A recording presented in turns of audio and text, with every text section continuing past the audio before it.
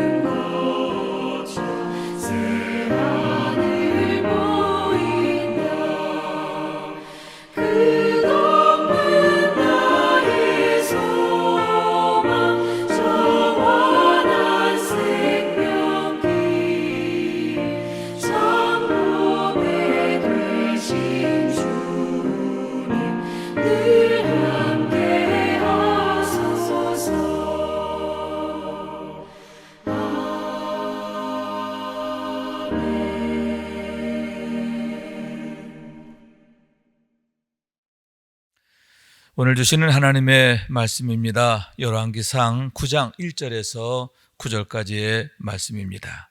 받들어 읽겠습니다. 솔로몬이 여호와의 성전과 왕궁 건축하기를 마치며 자기가 이루기를 원하던 모든 것을 마친 때에 여호와께서 전에 기브온에서 나타나심 같이 다시 솔로몬에게 나타나사 여호와께서 그에게 이르시되 내 기도와 내가 내 앞에서 간구한 바를 내가 들었은즉 나는 내가 건축한 이 성전을 거룩하게 구별하여 내 이름을 영원히 그곳에 두며 내 눈길과 내 마음이 항상 거기 있으리니 내가 만일 내 아버지 다윗이 행함같이 마음을 온전히 하고 바르게 하여 내 앞에서 행하며 내가 네게 명령한 대로 온갖 일에 순종하여 내 법도와 율례를 지키면 내가 내 아버지 다윗에게 말하기를 이스라엘의 왕위에 오를 사람이 내게서 끊어지지 아니하리라 한 대로 내 이스라엘의 왕위를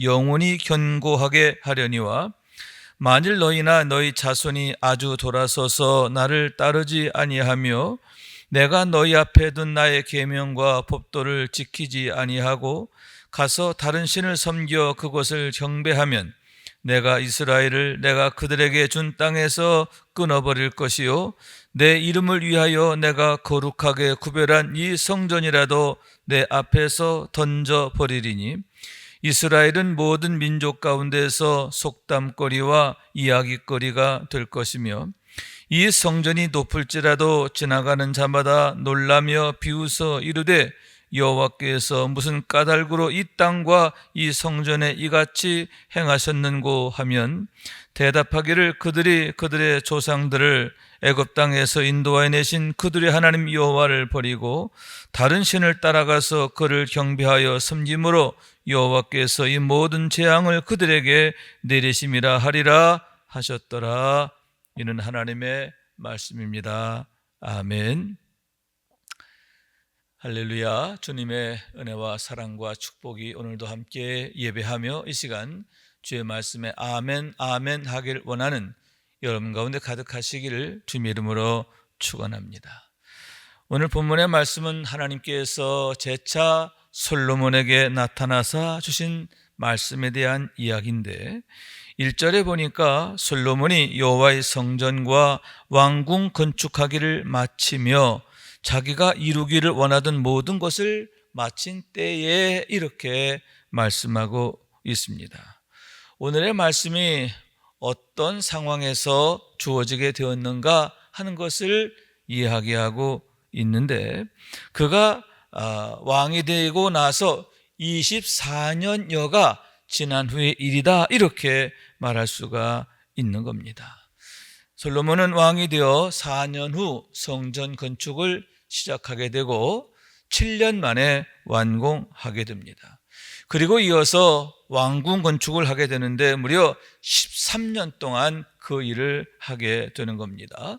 왕궁을 건축하면서 그리고 나라의 여러 성들도 견고하게 세우게 되었음을 보게 되는데 그가 하고자 하는 모든 일을 그렇게 차근차근 이루게 되었고 또 그렇게 해서 24년여가 지나게 되었다라고 하는 말씀인 것입니다. 바로 그런 때에 하나님께서 재차 솔로몬을 찾아와 말씀하셨음을 보게 된다라고 하는 얘기인 겁니다. 그러면 왜 하필 그때였을까라고 생각하게 되는데 만약 솔로몬이 성전을 건축하고 그가 하나님 앞에 봉헌하며 하나님 앞에 소원했을 그때에 바로 나타나 주신 말씀이라면 정말 이건 좋은 의미구나, 매우 긍정적이구나, 매우 고마운 일이구나 라고 생각하겠지만 오늘의 말씀의 뉘앙스를 보면 좀 달라요.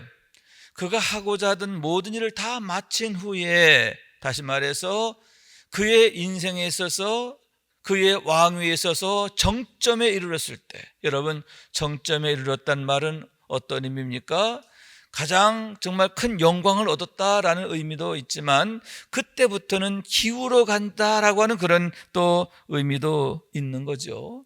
그의 인생에 있어서 정점과 같은 상황이 있을 때에 하나님께서 다시 찾아오셨다라고 하는 말씀에 의미가 있다라고 하는 말씀인 거예요. 오늘의 찾아오심이 조금 긍정적이기보다는 조금 염려스럽고 또 근심스러운 것이 되는 그런 의미를 우리는 세 가지를 통해서 찾아볼 수 있는데 첫째는 자기가 하고자 하는 모든 일을 다 이룬 후에 이렇게 말하고 있습니다. 여러분 하나님이 찾아오신 때가 언제냐라고 하면 자기가 이루기를 원하던 모든 것을 마친 때라고요. 누가?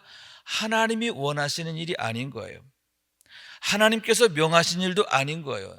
내가 원하는 것. 여러분 이미 솔로몬이 왕이 된 지 24년 지난 그때 모든 사람이 보기에는 가장 권세 있고 가장 영광스럽다라고 여겨지는 그 정점에 있는 그 상황이 영적으로 볼 때는 가장 위태로운 상황이 되었음을 보게 되는 겁니다. 하나님이 없는 거예요. 하나님이 빠져버린 거예요. 하나님의 이름이 점점점 사라지고 어떻게 내 이름만 나타나는 거예요. 자기만이 나타나지는 그런 상황이 이미 엄청 많이 진행되고 있음을 보게 되는 겁니다. 가장 기본적인 면에서의 변질이 되어져 있음을 시사하고 있다라고 이렇게 말씀드릴 수가 있는 겁니다. 또한 두 번째는 뭐냐 하면은 모든 것을 마쳤다 이렇게 말하고 있습니다. 여러분, 그가 하고자 하는 모든 일을 다 마쳤다는 거예요. 그 얘기는 뭐예요? 하고 싶은 일 다 했다는 거예요. 다 됐다는 거죠. 안 되는 게 없는 거예요. 여러분, 사람이 살다 보면 안 되는 것도 있고 또 서로 좀 어려운 일도 있고 그래야 조심하게 되고 겸손하게 되고 또 기도하게 되고 하나님 없이는 안 됩니다 이렇게 되어지는데, 여러분, 솔로몬의 경우에는 그가 하고자 하는 대로 다 됐다는 거예요. 그가 원하는 대로 다 이루어졌다라고 하는 얘기죠. 그러니만큼 얼마나 자부심이 대단하게 되었을까. 나는 내가 원하는 대로 다 돼. 나는 맘만 먹으면 돼. 여러분, 그가 얼마나 자부심이 넘쳐서 자만하게 되었을까, 자고하게 되었을까라고 생각하게 되는 거죠. 외형적으로 볼 때는 가장 훌륭해 보이고 대단해 보이지만 본질적으로 영적으로 볼 때는 가장 위태롭고 위험한 그의 모습을 보게 되는 겁니다. 세 번째는 뭐냐 하면은 하나님께서 전에 기브온에서 나타나신 것처럼 나타나셨다 이렇게 말씀하고 2절의 말씀이죠.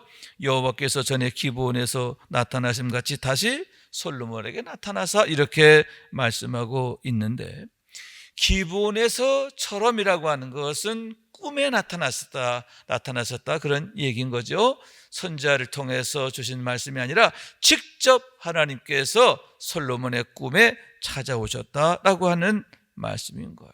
그런데 여기서 우리가 유념할 것은 뭐냐 할 때 장소가 나타나 있지 않다라고 하는 말씀이지요. 기브온의 경우에는 그가 1000번제를 드린 후에 이렇게 그 상황이 나타나 있잖아요. 그가 하나님께 정말 전심으로 예배한 후에 하나님이 찾아오셨다라고 하는 얘기죠. 그런데 오늘 말씀에는 어느 날 불현듯 하나님이 찾아오시게 되었음에 대한 얘기라고 하는 거죠. 그러니만큼 여러분, 성전 안에서도 아니고 예배하는 자리에서도 아니고 기도하는 자리도 아니고 그의 삶의 일상, 그냥 어느 날 그가 자기 잠자리에 누워 있는 중에 비몽사몽간에 하나님이 찾아오시게 되었음을 보게 된다라고 하는 얘기입니다. 여러분, 외형적으로 볼 때는 참 좋은 것이다 이렇게 생각할 수 있겠죠. 만약 우리가 정시 매일 예배를 통해서 경건의 일과를 세우고 성령 충만을 추구하게 되는데, 성령 충만함으로 말미암아 우리가 일상 가운데서 하나님의 역사를 경험하는 것처럼, 하나님의 찾아오심과 일하심을 경험하게 되는 것처럼 솔로몬의 일상이 성령 충만하고 또 그래서 하나님의 일하심의 현장이 되므로 일상 가운데서 하나님의 나타나심을 경험하게 되었다라고 한다면 최고의 축복이죠. 가장 복된 일이죠. 그러나 여러분, 방금 앞에서 언급한 대로 이미 영적으로는 너무너무 퇴화되고 퇴보되어 있는 그런 상황인 거예요. 그러니만큼 여러분, 그가 하나님을 만나는 자리가 정말 두려움으로 불현듯 찾아오시는 그러한 상황이 되었음을 보게 되는데, 그 얘기는 하나님께서 얼마나 긴급하게 부득이하게 그를 찾아오시게 되었는가 하는 것을 나타내는 거죠. 여러분, 이렇게 하나님의 찾아오심이 부득이한 게 되어서는 안 돼요. 여러분, 하나님께서 우리를 위해서 일하시는 게 하나님께 기쁨이 되고, 아멘, 우리를 만나주시는 것이 하나님께 기쁨이 되기를 원하는 거죠. 우리의 경건한 모습, 매일매일 하나님께 예배하며 또 기도하며 하나님의 뜻대로 살고자 애쓰는 우리를 하나님이 얼마나 기뻐하실까 하는데, 여러분, 그러한 찾아오심이 되어야 한다, 그런 얘기죠. 그러나 오늘의 말씀의 상황을 보면 하나님께서 그렇듯 기뻐하시며 찾아오시기보다는 부득이하게 참고 참다가 하나님께서 도저히 안 되겠다 싶어서 찾아오시는 그런 상황을 우리가 생각하게 된다라고 하는 얘기입니다. 그렇기 때문에 여러분, 하나님께서 찾아오셔서 주신 말씀을 보게 되면 세 가지다라고 할 수 있는데, 첫째 3절의 말씀이지요.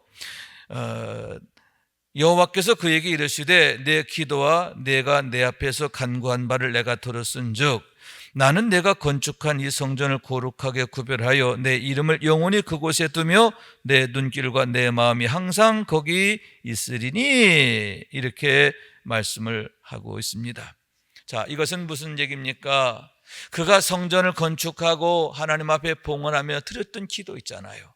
하나님께서 그것을 일깨우고 계시다라고 하는 말씀인 거예요. 여러분, 그 기도를 드린 지 13년여가 지난 거예요. 13년여가 지난 그때에 하나님께서 과거 그가 드렸던 기도를 하나님이 기억하시고 또 그에게 말씀하고 계심을 보게 되는 거죠. 무슨 얘기입니까? 13년 만에 하나님이 대답하신 겁니까? 응답하신 겁니까? 그게 아닌 거죠. 솔로몬아, 너는 본래 이런 사람이야. 내가 전에는 나한테 이렇게 기도하던 사람이야. 그래가면서 과거 솔로몬이 경건했을 때 정말 하나님만 생각하고 하나님의 음성을 구하던 그때의 그 경건한 모습, 그것을 다시 회상시키시고 기억하게 하시는 하나님의 의도를 여기서 엿보게 된다라고 하는 얘기죠. 솔로몬아, 너는 본래 이런 사람이었어. 내가 내 앞에서 얼마나 신실하게 충성되게 행했는가 나는 그걸 기억하고 있어 라고 하시면서 솔로몬을 일깨우고 계시다라고 하는 말씀인 거예요. 그렇기 때문에 이 3절의 말씀은 그를 축복하시는 말씀이라기보다는 안타까운 마음에 그에게 정말 다가오셔서 권고하시는 하나님의 그 마음을 느끼게 된다라고 하는 얘기입니다. 자, 그러면서 두 번째로는 4절, 5절의 말씀인데, 먼저 4절에 보니까 내가 만일 내 아버지 다윗이 행함같이 마음을 온전하게 하고 바르게 하여 내 앞에서 행하며 내가 내게 명령한 대로 온갖 일에 순종하여 내 법도와 윤례를 지키면. 자, 이게 무슨 얘기냐? 다윗을 소원하고 있는 거예요. 솔로몬아, 너는 내 아버지 다윗을 기억해야 돼. 내가 왜 다윗을 참으로 사랑했는지, 그리고 다윗의 기도에 내가 왜 응답했는지. 그러면서 여러분 5절 말씀이잖아요. 내가 내 아버지 다윗에게 말하기를 이스라엘의 왕위에 오를 사람이 내게서 끊어지지 아니하리라 한 대로 내 이스라엘의 왕위를 영원히 견고하게 하려니. 아멘. 나는 내 아버지에게 약속한 게 있어. 그리고 그 약속을 나는 기억해. 내 아버지 다윗의 믿음을 기억하라. 여러분, 첫 번째는 뭐라고요?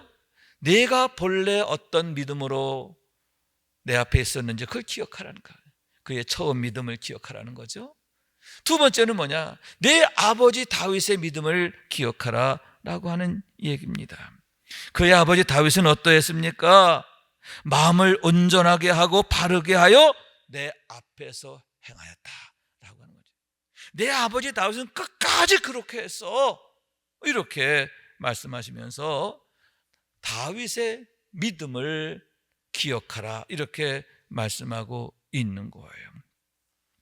그러면서 여러분 세 번째의 말씀인데요, 6절과 7절 말씀인데, 6절 만일 너희나 너희 자손이 아주 돌아서서 나를 따르지 아니하며 내가 너희 앞에 둔 나의 계명과 법도를 지키지 아니하고 가서 다른 신을 섬겨 그것을 행하면. 자, 앞으로 솔로몬이 지금 그 상태로 계속 가게 되면 어떻게 될 것인가, 그것을 하나님께서 예고하고 계신 거예요. 너 지금 지금 네가 좀 기로에 서 있어. 마지막 기로에 서 있어. 거기서 네가 깨닫고 돌아오면 네가 살아. 내 아버지 다윗에게 주신 약속을 네가 이어가게 될 거야. 너 역시도 다윗에게처럼 내 언약의 증거가 될 거야. 그러나 내가 여기서 계속 어긋난 일로 행하게 되면 어떻게 될 것이냐.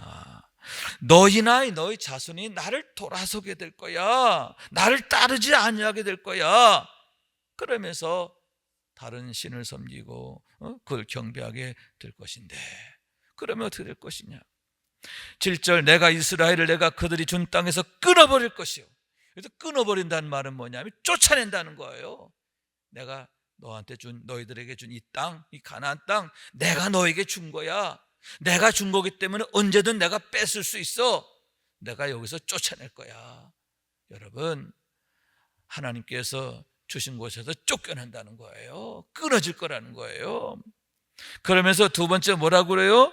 내가 거룩하게 구별한 이 성전이라도 내 앞에서 던져버릴 거단 말이야. 여러분, 결국 나중에 그런 결과가 오잖아요. 유다 왕국이 멸망하면서 바벨론에 의해서 예루살렘 성전이 완전히 파괴되는데 하나님이 던져버리시잖아요. 그런 날이 오고야 마는 거예요. 그래서 세 번째는 뭐냐? 이스라엘은 모든 민족 가운데서 속담거리와 이야기거리가 될 것이다. 사람들이 아이고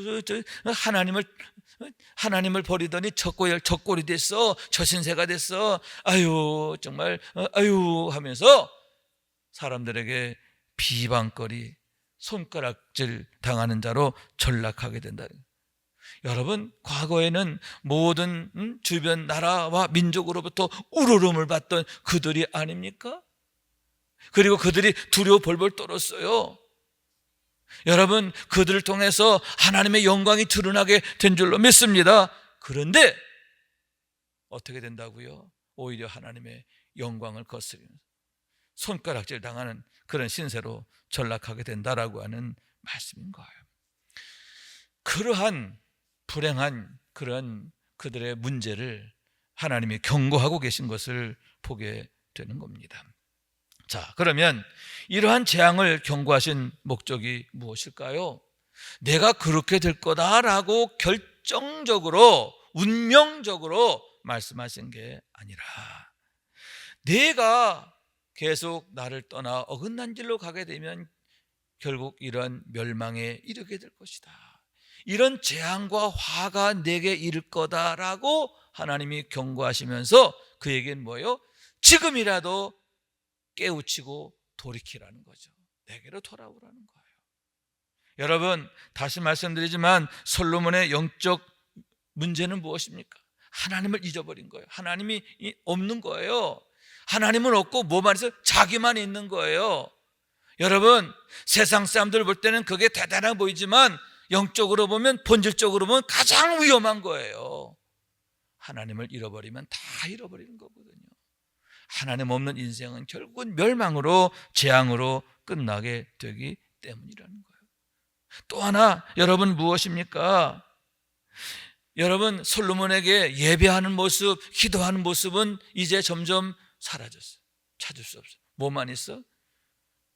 그냥 이것저것 그냥 자기가 벌려놓은 일만 많아지는 거예요. 온갖 공사만 벌리고 맨날 날마다 오늘은 이것, 내일은 저것, 자기가 하고 싶은 그 일을 위해서 사는 거죠.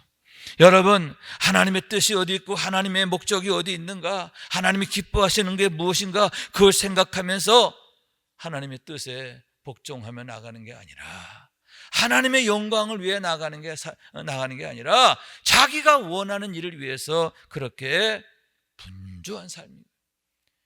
영적이지 않고 육적인 삶을 살게 되었고, 영적으로는 게으르고 육적으로만 부지런하게 됐다라고 하는 말씀인 거예요. 여러분, 우리가 항상 우선순위를 둬야 할 게 뭐냐, 우리 인생에서 가장 중요한 게 뭐냐, 그걸 바로 알아야 돼요. 여러분, 제가 지난 주일 설교 또 지지난 주 설교 계속 강조한 게 뭐예요?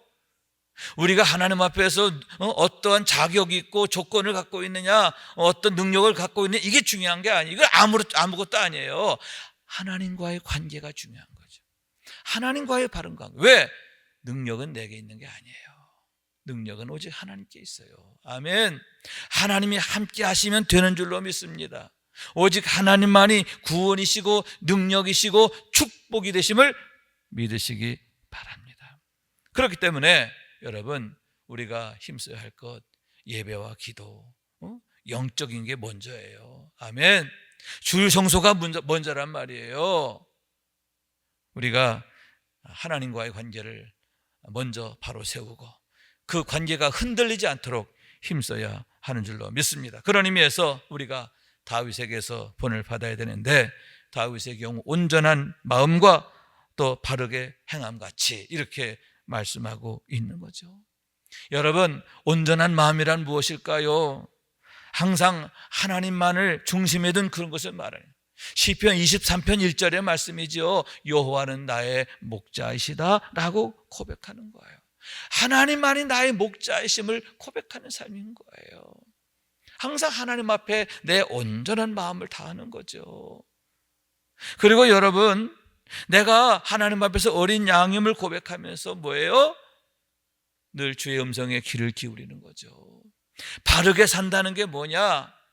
하나님 앞에서 바른 삶이라는 게 뭐냐? 항상 삶의 기준점을 하나님의 말씀에 두고 사는 것이다, 이렇게 말할 수가 있는 거예요. 그런 의미에서 우리가 세례를 고백하는 삶이다 라고 할 수 있는데, 여러분, 세례라고 하는 것은 중생을 고백하는 거죠. 내가 육에 속한 자에서 영에 속한 자로, 땅에 속한 자에서 하늘에 속한 자로 거듭났음을 고백하는 거예요. 그렇기 때문에 나는 영에 속한 자, 하늘에 속한 자, 하나님의 자녀로서 어디에 삶의 기준점을 두고 살아야 된다? 하나님의 말씀, 하나님의 나라, 하나님의 마음. 아멘. 우리의 모든 삶의 기준점을 거기에 둬야 된다는 거예요. 세상이 아닌 거예요. 형편과 상황은 더더욱 아니고 사람도 아닌 거예요. 이해관계, 이거 아니란 말이죠. 과연 하나님이 기뻐하시는 바가 뭐냐? 이걸 하나님께서 어떻게 여기실까? 늘 질문하면서 하나님의 대답을 구하는 삶이 되어야 하는데, 왜 우리가 늘 영적으로 깨어 있어야 하느냐? 왜 예배와 기도가 우리에게 늘 중요하고 우선순위가 되어야 하느냐? 그 이유가 바로 거기 있음을 보게 되는 거예요. 사랑하는 여러분, 세상적으로 잘 나간다고 해서 사람들이 아우 대단해, 아우 훌륭해, 그렇게 한다고 해서 그게 성공이 아니에요. 하나님 잃어버리면 여러분, 그것은 멸망으로 가는 지름길이에요. 참된 성공은 오직 하나님께 있고 하나님과의 바른 관계에 있음을 알고, 이를 위해서 솔로몬을 다급히 찾아와서 그에게 말씀하시는 하나님의 음성, 하나님의 마음을 우리가 알아야 할 줄로 믿습니다. 오늘 이 시간 여러분, 우리를 찾아오시는 하나님의 마음이겠지요? 내가 문 밖에 서서 두드리노니. 아멘. 지금 이 시간 여러분의 심령의 문을 두드리시는 주님의 음성을 듣고 아멘, 힘차게 달려나가는 우리 모두가 될 수 있기를 주님의 이름으로 축원합니다. 우리 함께 기도하겠습니다. 자비하신 주님, 감사합니다. 오늘 이 시간 솔로몬을 찾아와 그에게 권고하시고 또 당부하시고 경고하셨던 하나님의 그 말씀을 지금 이 시간 내게 주시는 말씀으로 듣고 영적 각성을 이루게 하여 주옵소서. 그래서 혹여 우리 가운데 그릇된 것 또 어그러진 것 있다면 고치게 하여 주시고, 하나님과의 관계를 바로 세움으로 인해서 믿음이 세워지고 또 축복의 새로운 지평을 열어가는, 새로운 시작을 열어가는 저희가 될 수 있도록 도와 주옵소서. 늘 예배와 기도가 모든 것에 우선이 되고 또 먼저가 되고 중심이 되게 하여 주시어서 하나님이 지켜주시고 또 인도하시고 세워가시는 축복의 주인공들 되게 하옵소서. 오늘도 지켜주심을 믿사옵고 예수님의 이름으로 기도합니다. 아멘. 하늘에 계신 우리 아버지여, 이름이 거룩히 여김을 받으시오며 나라가 임하시오며 뜻이 하늘에서 이룬 것 같이 땅에서도 이루어지이다. 오늘 우리에게 일용할 양식을 주시옵고 우리가 우리에게 죄 지은 자를 사하여 준 것 같이 우리 죄를 사하여 주시옵고 우리를 시험에 들게 하지 마시옵고 다만 악에서 구하시옵소서. 나라와 권세와 영광이 아버지께 영원히 있사옵나이다. 아멘.